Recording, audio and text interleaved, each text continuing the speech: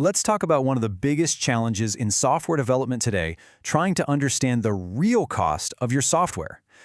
From that very first line of code all the way to the application running in the cloud.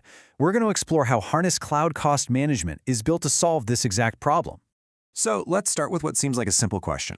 When one of your developers pushes a code change, what's the actual real-world cost of the build and test that follows? The crazy thing is, most organizations have no idea how to answer that, and that's where the first layer of hidden costs is buried.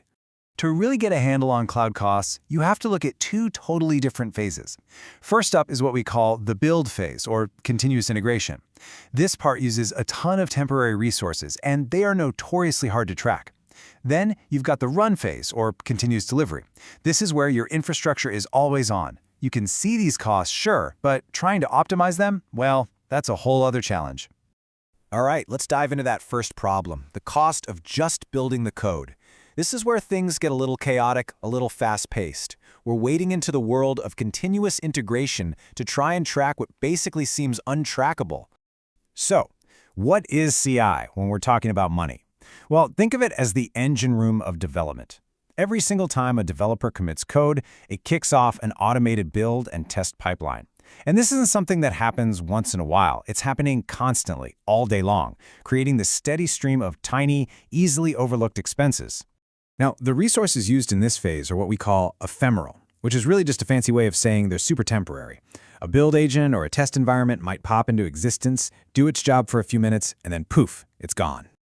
And that right there is the core of the problem. Because these resources live for such a short time, it's almost impossible to track their costs on a normal cloud bill. They just become thousands of tiny, individual charges that all add up to one massive financial blind spot. This is where the right tool basically acts like a powerful magnifying glass. Harness CCM is designed specifically to catch these fleeting costs. It gives you this granular hourly visibility, instead of just some vague summary at the end of the month. It connects those temporary resources directly to a specific engineering activity, so you can finally answer that question, how much did that one build actually cost us? Okay, so that's building the code. Now let's switch gears to the next phase, the cost of running the code. Here, the problem isn't that the costs are invisible. Oh no, you can see them all right. The issue is trying to manage the massive, always-on infrastructure sprawl. Continuous delivery is what happens after a build is successful. Your code gets deployed out into real environments, whether that's for QA testing, for staging, or for the live production site that your customers are using. And this involves real, persistent infrastructure. We're talking about the heavy hitters here.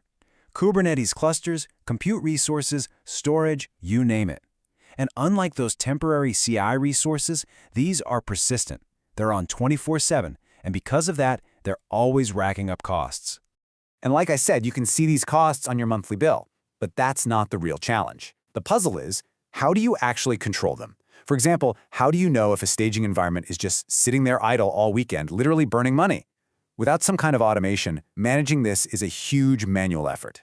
So Harness CCM tackles this with some pretty smart automation. It's always monitoring those running environments, but its secret weapon is this feature called Cloud Auto-Stopping.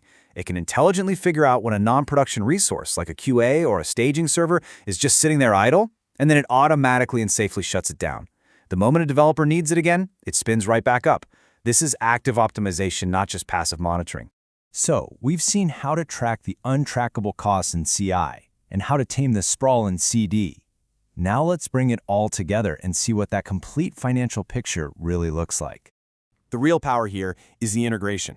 Because Harness's cost management tool is built right into the same platform that handles your CI and CD. It has this unique end-to-end view. You can actually connect the dots between what it costs to build the code and what it costs to run it. This all leads to this concept of a single pane of glass. It means your engineering teams and your finance teams can finally look at the exact same unified data.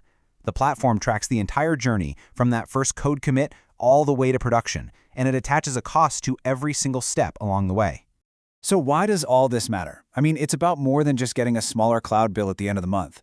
It's really about transforming how a business operates, making it not just faster, but a whole lot smarter.